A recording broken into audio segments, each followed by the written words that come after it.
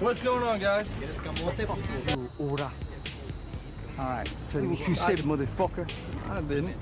Hey, you fucking film me? Hey, man. Shut the hell up, man. An Atlanta criminal crew consisting of former Navy SEALs Michael Atwood and Russell Welch, Russell's ex-cop brother Gabe, and corrupt APD detectives Marcus Belmont and Franco Rodriguez, rob a bank to retrieve a safe deposit box, which contains information that could overturn the recent conviction of a Jewish-Russian mafia boss. When Michael brings the safe deposit box to the boss's wife, Irina, she withholds their reward money and gives Michael and his crew another mission, which involves breaking into a DHS office and stealing more data on her husband. To convince them to take the job, the mafia tortures and then dumps a mortally wounded Russell off in front of the crew, forcing Michael to mercy kill Russell in front of them.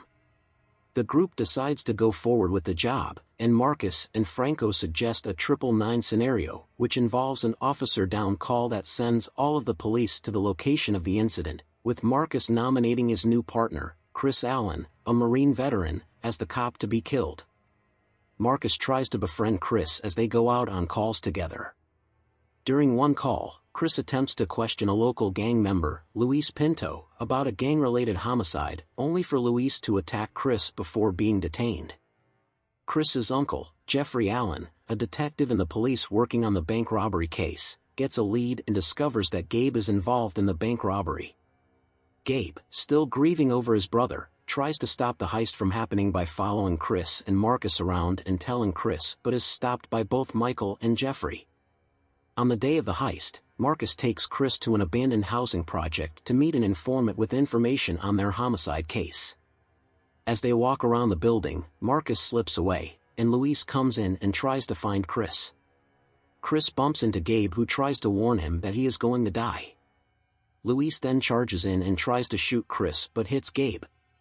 As Luis runs away, Chris confronts a critically wounded Gabe. Before Gabe can say anything, Marcus comes in, triggering a shootout between the two. Gabe is killed, and Marcus is shot in the head. Fearing Marcus is dead, Chris makes the 999 call. Thinking his nephew is the officer down, Jeffrey rushes to the scene. Meanwhile, Michael and Franco break into the office and steal the information.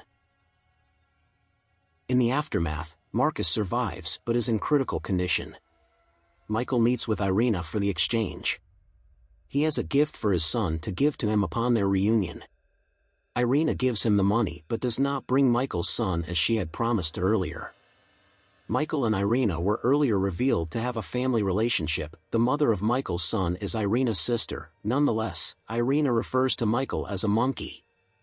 After being beaten, Michael walks back to his car and triggers a bomb that was wired into his gift, killing Irina. As he drives away, Michael is pulled over by Franco, who kills him and steals the money.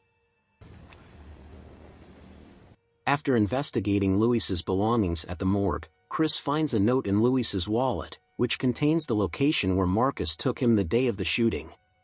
Chris later finds out that Marcus met Luis on the day of the shooting, letting him know where to kill Chris. Angered, Chris visits an unconscious Marcus to try to get answers but is interrupted by Franco, who invites Chris back to the station to get his account of the shooting. As the two head to the car, Chris receives a call from Jeffrey, who tells him that Franco has been cleaning the house and that he might be next. Chris stops and tells Franco that he'll meet him at the station. Franco, realizing Chris has been tipped off his involvement, agrees to meet Chris there. As the two head out to their respective cars, Jeffrey is seen in the back seat of Franco's car, and they both shoot each other when Franco takes a seat in his car. Franco is killed, and Jeffrey is shot in the abdomen. As Chris makes a 999 call, Jeffrey calmly pulls a joint and smokes it, leaving his fate unknown.